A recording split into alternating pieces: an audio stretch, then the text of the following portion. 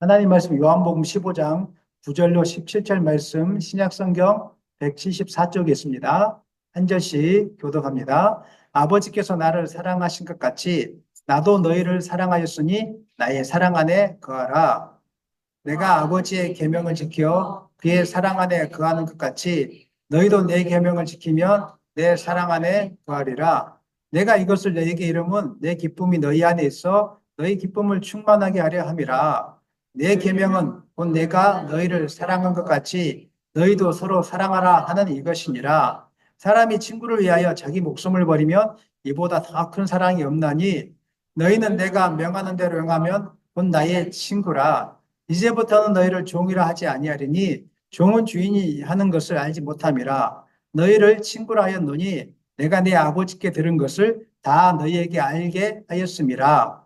너희가 나를 택한 것이 아니요 내가 너희를 택하여 세웠나니 이는 너희로 가서 열매를 맺게 하고 또 너희 열매가 항상 있게 하여 내 이름으로 아버지께 무엇을 구하든지 다 받게 하려 함이라. 다 같이 내가 이것을 너희에게 명함은 너희로 서로 사랑하게 하려 함이라. 말씀 제목 다 같이 읽겠습니다. 나의 사랑 안에 거하라.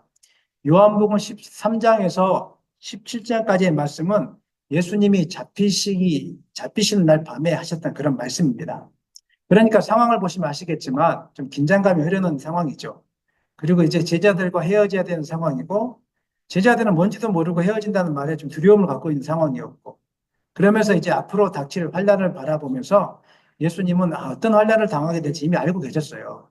그래서 미리 이야기해 주는 거예요. 제자들은 잘 몰라요, 지금 상황을.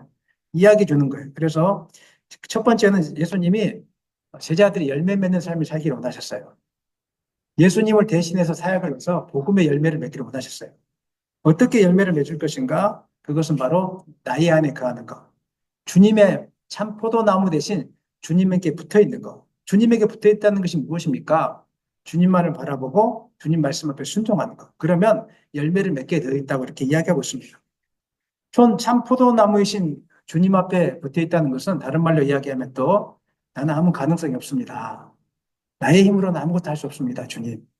그동안은 내 힘으로 무엇인가를 해보려고 자꾸 했었는데 실패했습니다. 이제는 깨달았습니다. 나의 힘으로는 할 수 있는 것이 아무것도 없습니다. 그래서 내가 두 손 두 발 다 들고 주님 앞에 나옵니다. 나를 받아주십시오.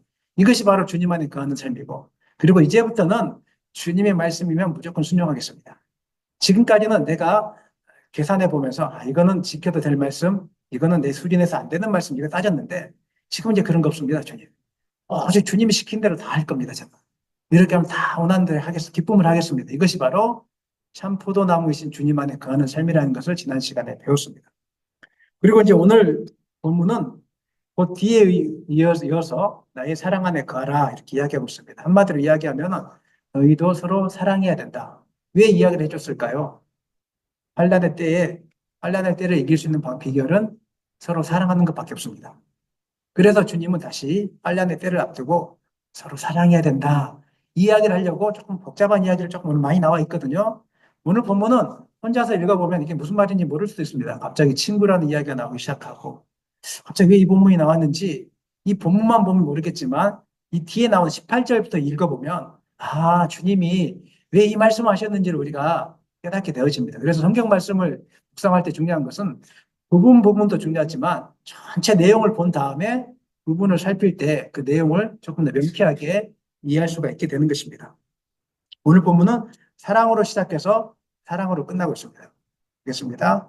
9절 보니까 읽어보겠습니다. 나의 사랑 안에 거하라. 10절 내 계명을 지키면 내 사랑 안에 거하리라. 11절 내 기쁨이 너희 안에 있어 너희 기쁨을 충만하게 하려 함이라. 17절 너희로 서로 사랑하게 하려 함이라. 9절에서는 명령 사랑 안에 거하라. 10절에서는 거하는 방법으로 계명을 지키면 사랑 안에 거할 것이다. 11절에서는 왜 사랑 안에 거해야 되냐? 기쁨이 충만하게 함이라. 지금 환란을 앞두고 있잖아요. 환란 속에서도 기쁨이 충만하기 위해서 사랑해야 된다. 이 이야기를 지금 하고 있고, 결국 17절에서는 마지막으로 서로 사랑하게 하기 위해서 내가 지금 이 말을 하고 있다. 이렇게 사랑에 대해서 계속 읽어보면 중심 주제가 사랑인 것을 알 수 있습니다. 18절 이하에서는 세상이 주님을 미워했던 것처럼 이제 세상도 제자들을 미워하게 될 것입니다. 많은 핍박을 받게 될 것이고 어려움을 당하게 될 것입니다. 그 이야기를 하고 있습니다. 그래서 걱정하지 말아라. 사랑하면 다 이길 수 있습니다. 사랑하는 여러분, 어떤 어려움이 있습니까? 어려움을 이길 수 있는 방법은 사랑하는 것밖에 없다는 것을 기억했으면 좋겠습니다. 아무리 힘들어도 사랑하면 이겨낼 수 있습니다. 지금 교회 가운데 개인적으로 어려움을 당한 분들이 있을지라도 교회 안에서 주님의 사랑을 깨닫고 여러분들이 섬겨주는 그 사랑을 깨닫게 되면 끝까지 이길 수 있는 힘이 생깁니다. 부부가 어려움을 극복할 수 있는 방법은 한 가지밖에 없습니다. 방법은 서로 사랑하는 겁니다. 차갑게 서로 사랑하면 자녀들도 마음이 평안함을 느끼게 되고 뜨겁게 서로 사랑하면 어떤 어려움도 다 이겨나갈 수 있습니다. 사랑하지 않으면 아무리 큰 부하가 있을지라도 이겨내지 못하는 것입니다. 그래서 오늘 이 말씀을 통해서 다시 한번 사랑을 회복하기를 예수님의 이름으로 축원합니다. 혹시 기억나실까요? 예수님이 서로 사랑하라. 이 말씀이 또 한 번 앞전에 했었죠. 기억나실까요? 혹시? 기억나실까요? 안 나실까요? 이 말씀은 이게 처음 나온 말씀이 아니에요. 아마 들어보면 할 거예요. 13장에서도 했었습니다. 13장 34절 읽겠습니다. 새 계명을 너희에게 주노니 서로 사랑하라. 내가 너희를 사랑한 것 같이 너희도 서로 사랑하라. 왜 이 말씀 하셨을까? 이 본문 보면은 다른 유다가 이제 예수님을 팔려고 합니다. 그때 그 시간이 밤이었더라 이렇게 나옵니다. 제가 그때 인생의 밤을 지날 때라는 제목으로 설교하면서 인생의 밤을 지날 때 서로 사랑해야 될 것을 말씀해 주었습니다. 좋습니다. 제가. 마찬가지로 주님은 똑같이 이야기하고 있습니다. 인생의 어두운 밤이 찾아올 것이다. 그러니까 너희가 사랑해야 된다. 결국 핵심은 뭐예요? 자꾸 반복하는 것이 중요하다는 게 아니겠습니까? 오늘 이 시간에, 이 주간에 이 말씀을 하신 이유가 뭐겠어요? 인생의 밤을 지나는 사람이 많다는 거예요, 지금. 인생의 밤을 지날 때 다른 거 하지 말고 주님의 사랑하는 거하고 서로 사랑해 주어라. 그러면 다 회복되어질 것이다. 아멘입니까? 어두운 터널을 사랑으로 이겨나갈 수 있을 것이다. 똘똘 뭉치면 이겨나갈 수 있을 것이다. 이 이야기를 지금 우리에게 지금 말씀으로 하고 있는 것입니다. 사랑으로 어두운 밤을 통과하실 길을 예수님의 이름으로 간절히 축원합니다. 그렇다면 오늘 주님이 주님의 사랑 안에 가라 이렇게 이제 9절 말씀에서 우리에게 하고 있는데 아버지께서 나를 사랑한 것 같이 나도 너희를 사랑하였으니 나의 사랑 안에 거하라 이렇게 말씀하고 있죠. 사랑 안에 거한다는 말이 무슨 뜻일까요? 사랑 안에 거한다는 것은 주님과의 친밀한 관계 속에서 주님이 주시는 사랑을 누리는 겁니다. 한마디로 이야기하면 주님과 친밀한 관계를 유지해라 이런 뜻입니다. 이게 바로 사랑 안에 거하는 것입니다. 신앙은 사역 중심이 아니라 관계 중심입니다. 대부분의 사람들이 교회 생활을 하다가 쉽게 실망하는 이유는 사역 중심으로 가고 있기 때문에 그런 것입니다. 그러다가 일 중심으로, 내가 오늘 예배도 일이 될 수 있거든요. 예배라는 그 일에 내가 참여함으로 하나의 할 일 다 했다. 이러면 사역 중심이에요. 그게 아니라 내가 오늘 주님을 만나러 온다. 아멘. 내가 주님과 친밀한 교제를 하기 위해서 온다. 이렇게 하는 거예요. 신앙은 항상 사역 중심이 아니라 관계 중심이라는 이 사실을 여러분 놓치지 말기를 원합니다. 주님이 오늘 이야기를 하고 있는 거예요. 주님과의 관계가 무너져 있으면 신앙생활의 기쁨이 사라지게 되어 있습니다. 주님과의 친밀한 관계가 무너져 있으면 예배 시간에 오는 것이 너무 짐스럽습니다. 너무 힘이 듭니다. 기도에 나오는 것이 그렇게 고통스러울 수가 없습니다. 교회당 청소하는 것도 너무 힘듭니다. 그러나 주님과의 관계가 친밀하게 되어 있으면 모든 것이 기쁨이 됩니다. 누가 알아주지 않아도 조용히 나와서 기도하고 누가 알아주지 않아도 조용히 나와서 청소하고 누가 알아주지 않아도 조용히 냉장고를 채워놓고 그 우스갯소리를 하는 이야기입니다. 그런 일들이 일어나는 거예요. 따지지 않아요. 누구는 뭐 일을 더 많이 하네, 누구는 적게 하네. 부엌에서 일하시는 분들이 가끔 가다가 이제 화가 올라올 때가 있어요. 왜 화가 올라옵니까? 나는 이렇게 열심히 일하는데 저 집사님, 저 군사님은 밥만 먹고 간다는 거예요. 물론 그것도 맞아요. 다 같이 도와야 되지만 신앙의 어떤 성숙도가 다르기 때문에 어떤 사람은 열심히 일하시는 분이 있고 어떤 사람은 그렇지 못한 분이 있어요. 그런데 문제가 무엇입니까? 일만 하다 보니까 주님과의 관계를 놓쳐버렸던 거예요. 그러니까 이전에는 기쁨으로 부엌 봉사를 했는데 그 기쁨이 되지 않나요? 그게 완전히 노동이 되어가고 있는 거예요. 사랑하는 여러분, 오늘 이 시간에 여러분 하나님과의 관계를 점검해 보시길 원합니다.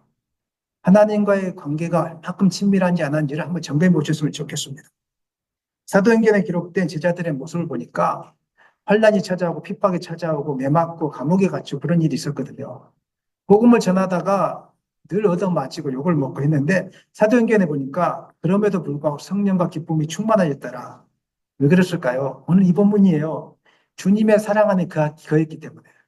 늘 주님만을 생각해요. 주님을 찬송하오니 할렐루야 할렐루야. 이 찬양 부르고 가니까 얻어맞아도 기쁨이 되는 것이고 핍박을 받아도 기쁨이 되는 것이고 주님을 섬기다가 가난해져도 기쁨이 되는 것이고 주님을 섬기다가 병들어도 기쁨이 되는 것이고 주님과 친밀한 관계가 있으니까 내가 뭐 병이 들든지 안 들든지 물질이 많이 생기든지 안 생기든지 그저 적정하지. 오늘 그런 기쁨이 여러분과 되기를 소망합니다. 그래서 주님은 11절에서도 나의 사랑 안에 거하라 이렇게 말씀하신 이유를 너희 기쁨을 충만하게 하기 위해서.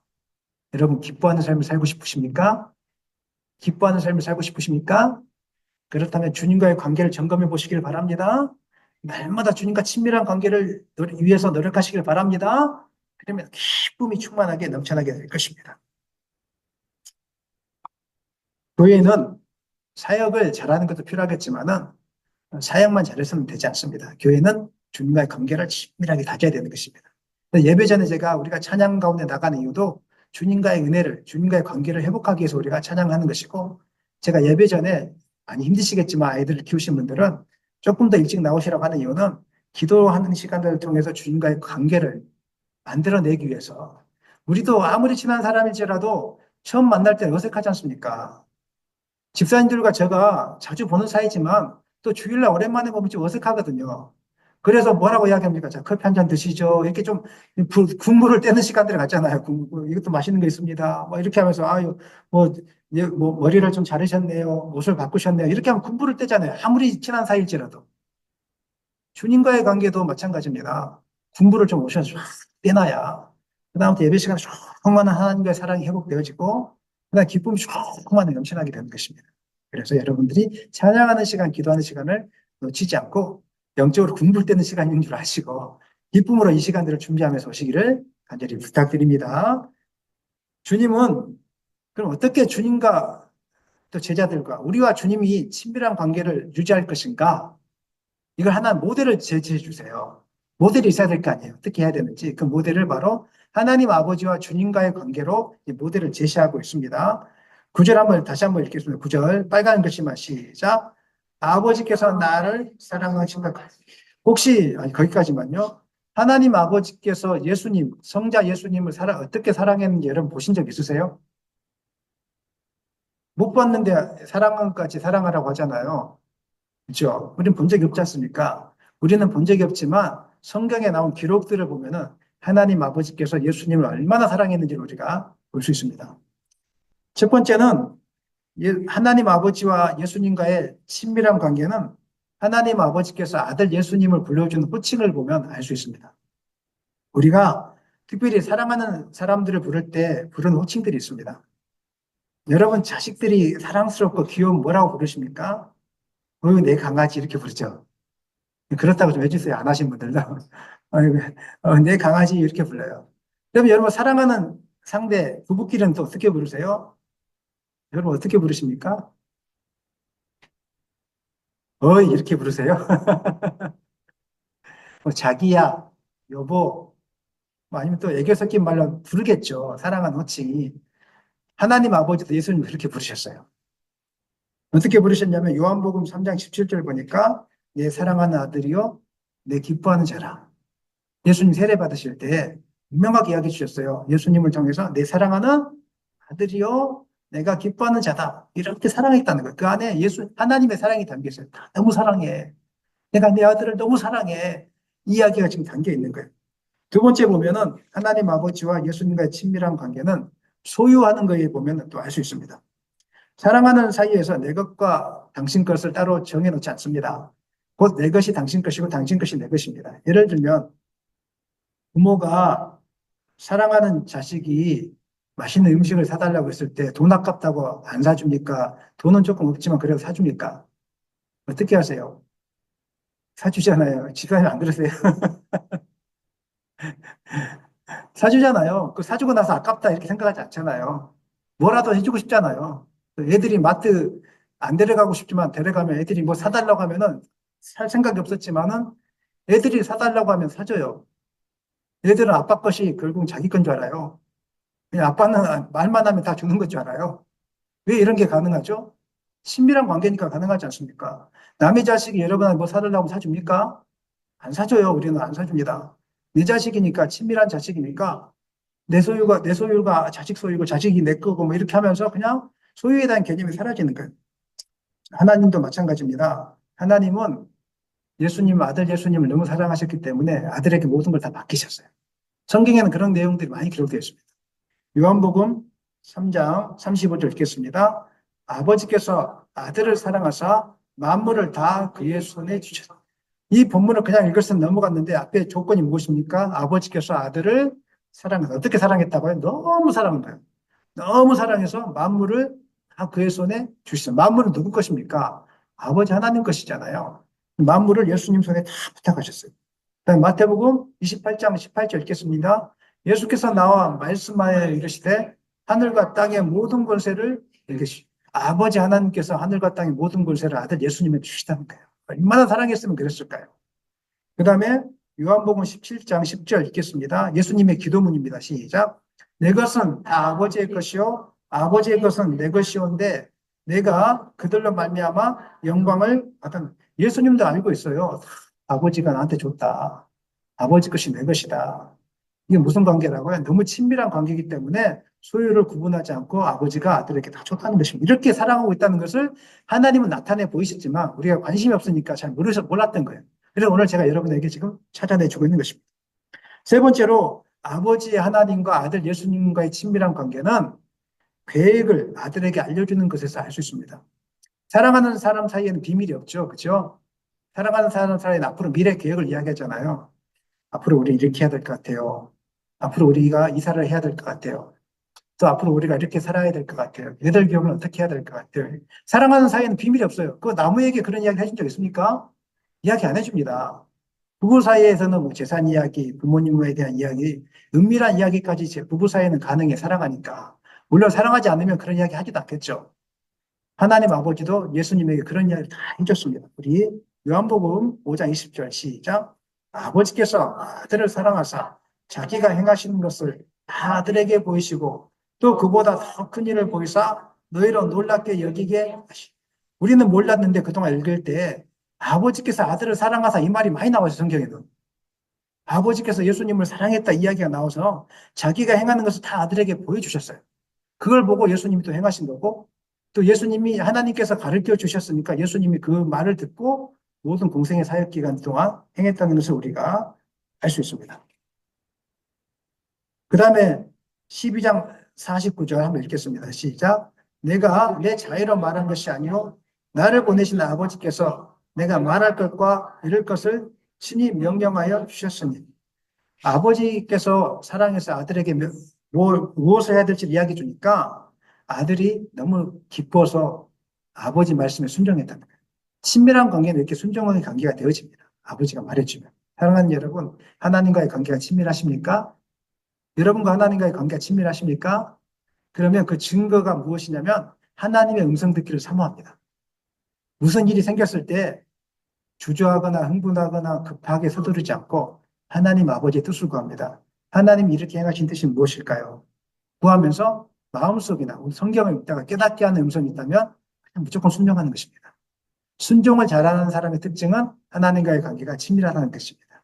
하나님과의 친밀한 관계를 통하여 순종 잘하는 여러분 되시길 간절히 축원합니다. 네 번째로 하나님 아버지와 아들 예수님과의 친밀한 관계는 영원토록 함께 하시는 것을 알 수 있습니다. 사랑하는 사람의 특징은 떨어져 있기를 싫어합니다. 그냥 붙어 있고 싶어집니다.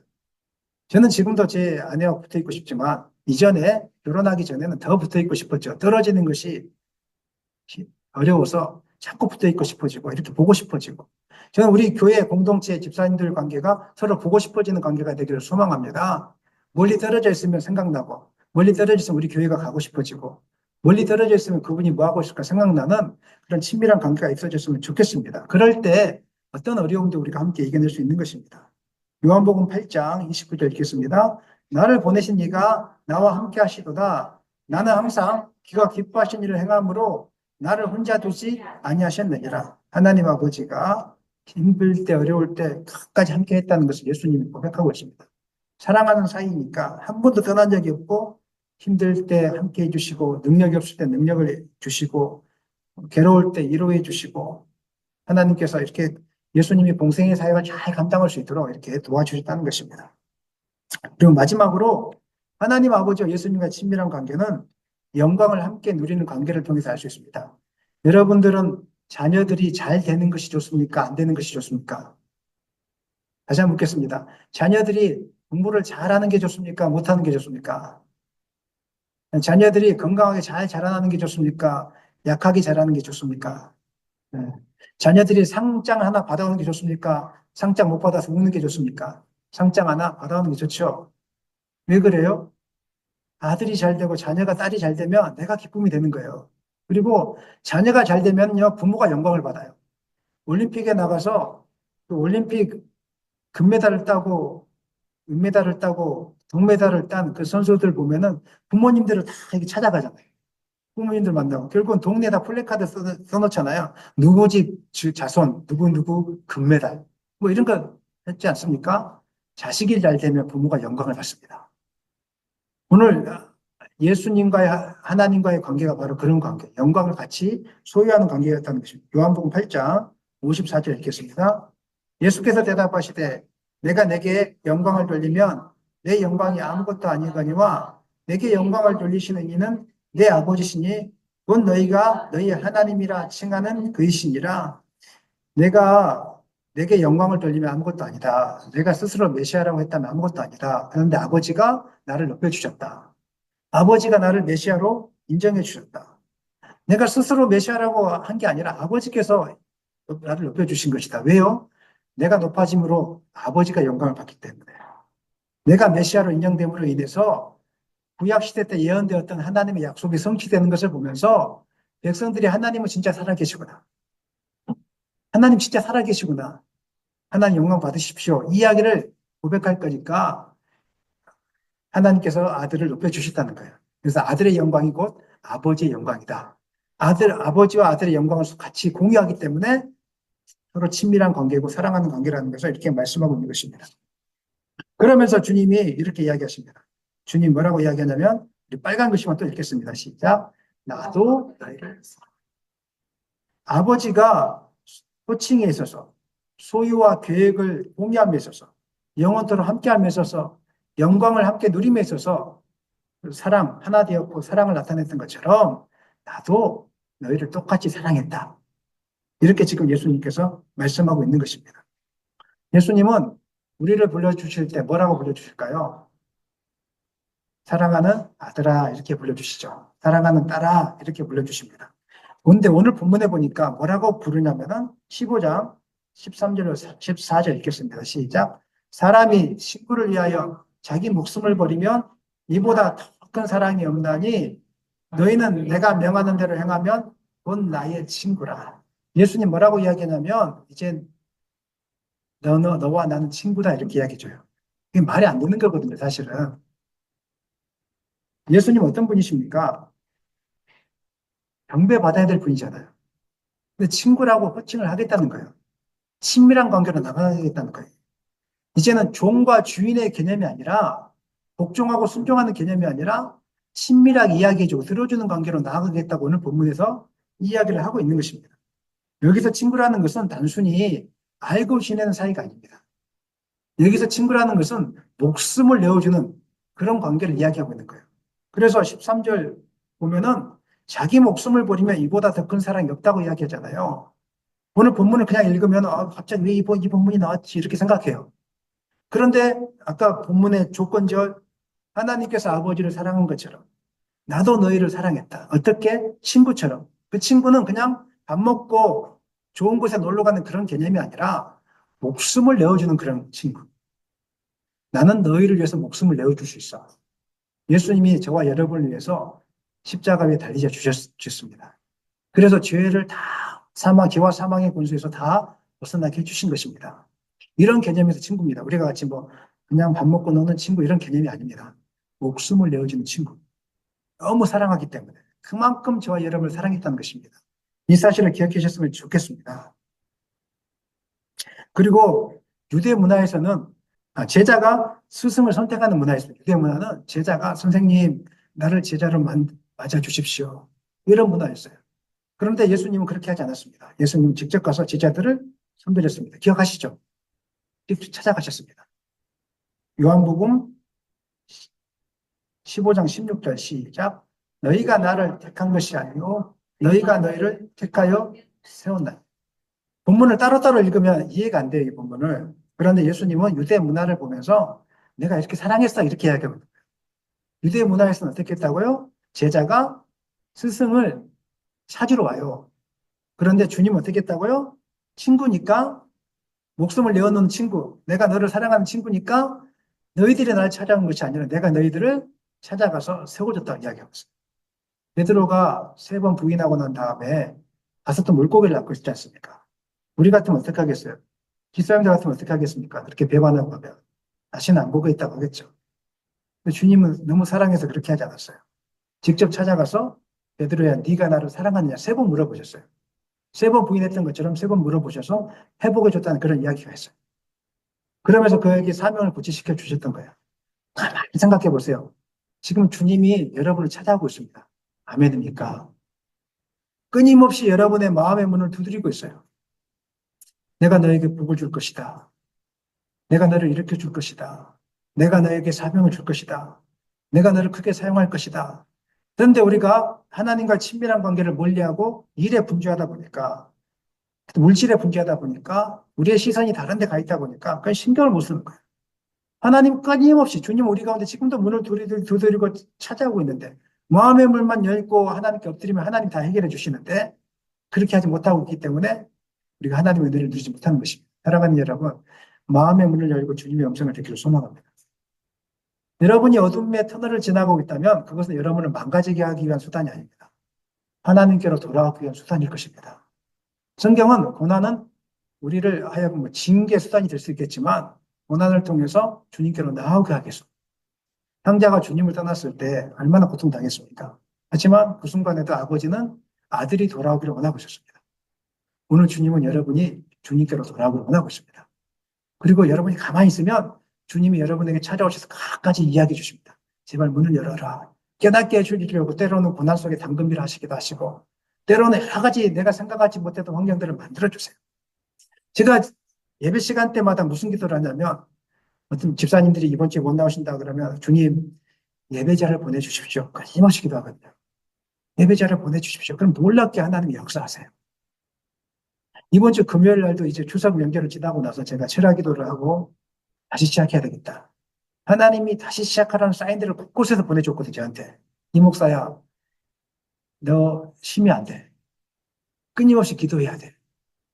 기도하지 않으면 안 돼. 사인들을 계속 보내줘서 제가 기도하기 시작했어요.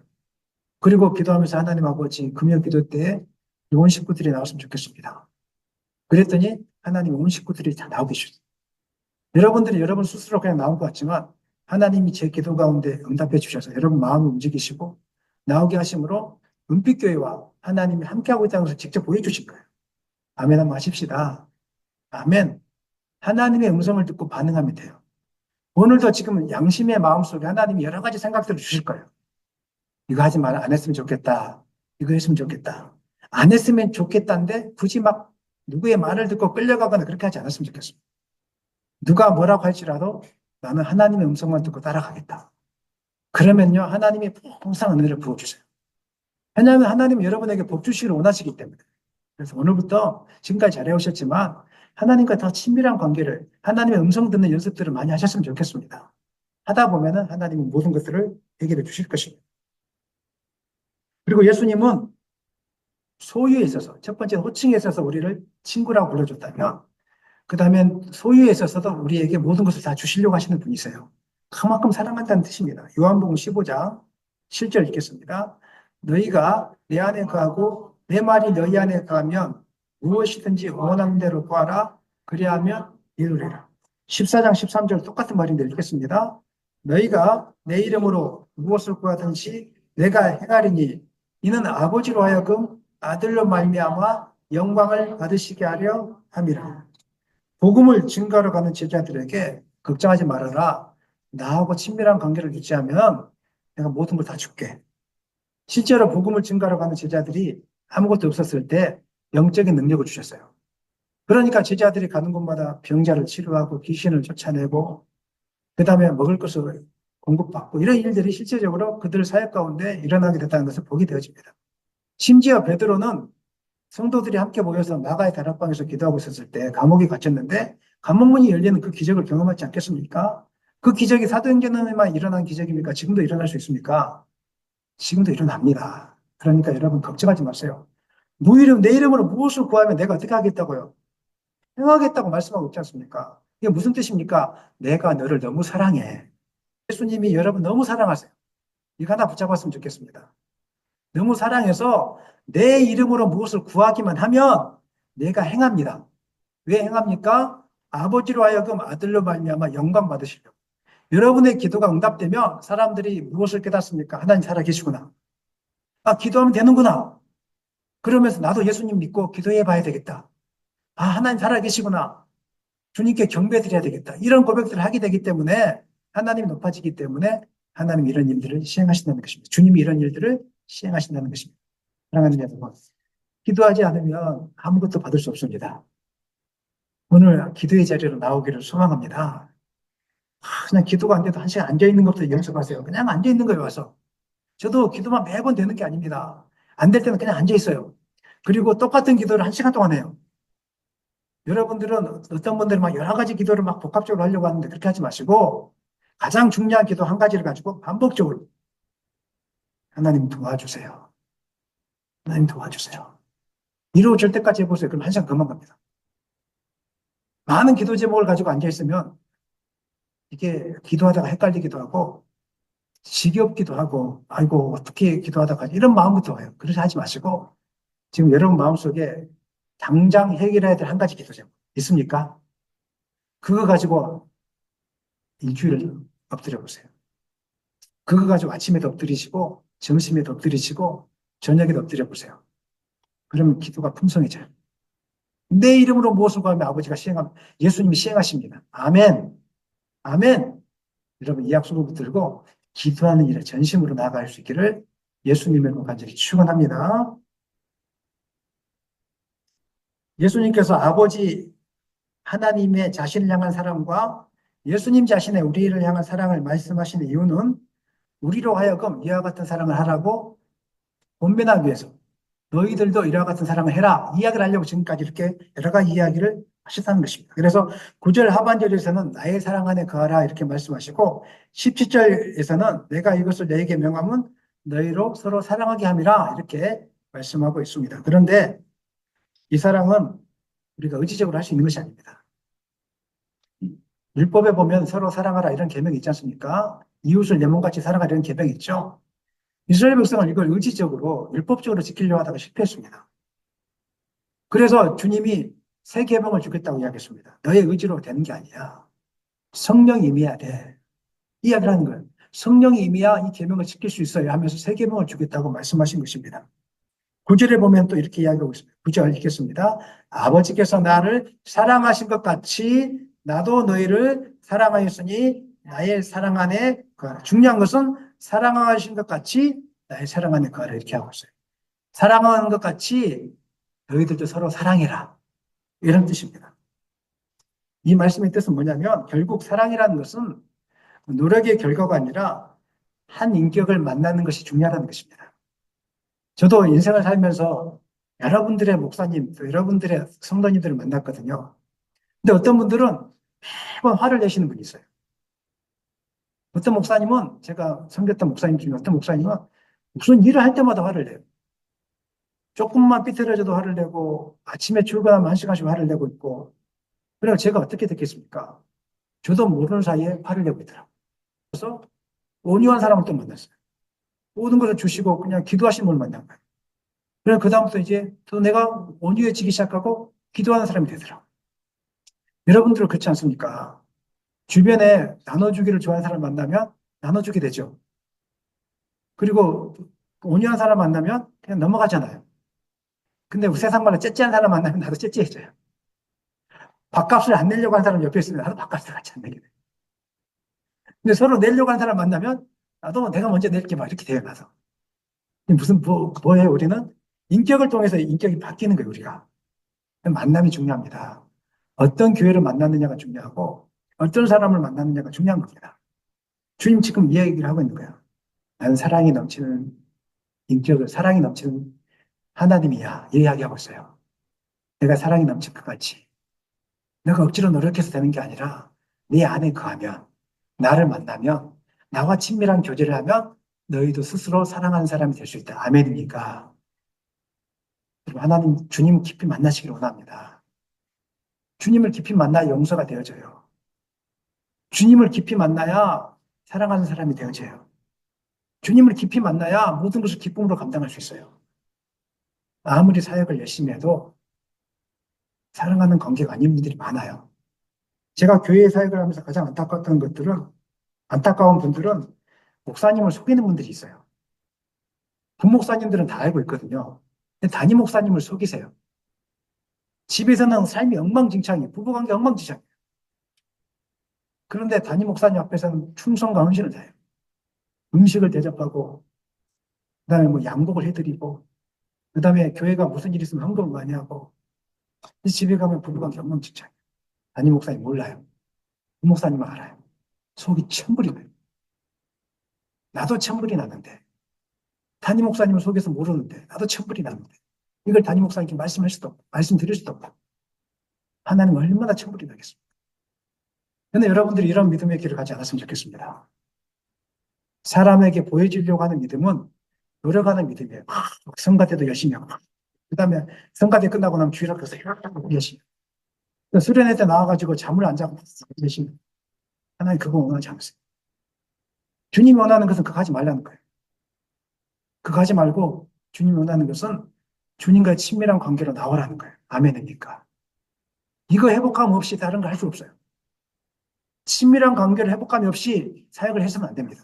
그래서 제가 우리 교회가 혹시 부흥하고 성장할 때 나중에 일꾼을 세우게 될 때 가장 먼저 보는 것은 얼마나 뜨겁게 하나님 앞에 친밀하게 기도를 하고 얼마나 뜨겁게 하나님 예배하기를 사모하고 이 모습이지 무슨 돈을 많이 내놓고 이거 아니라는 거예요.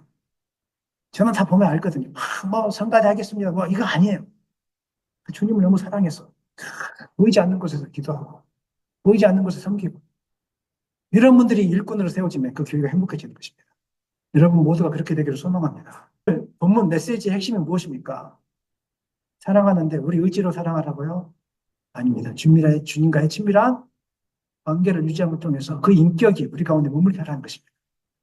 주님의 인격이 우리 가운데 머물면 우리가 잘 사랑하게 되고 주님의 온유한 마음이 나타나게 된다는 것입니다. 말씀 마무리하겠습니다.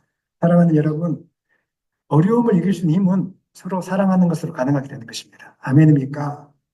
이 사랑은 우리에게서 나오지 않고 주님과의 친밀한 관계 속에서 나오게 될 것입니다. 교회 공동체가 주님과 친밀한 관계를 유지하며 할 수 있다면 서로 사랑하는 관계가 될 것입니다. 서로 사랑하는 관계가 있다면 여러분이 어떤 어려움을 당해도 이겨낼 수 있을 것입니다. 우리 교회는 어려움을 당하신 분들을 기쁨으로 섬겨주고 기도하는 교회가 되기를 원합니다. 응원하고 힘내라고 같이 함께 도와주는 교회가 되기를 소망합니다. 그러면 어떤 어려움도 이겨낼 수 있을 것입니다. 하나님과 관계, 주님과의 관계를 친밀하게 하시고 주님의 사랑이 여러분 가운데 머물게 하심으로 어떤 어려움도 이겨낼 수 있는 여러분 될 수 있기를 예수님의 이름으로 간절히 축원합니다.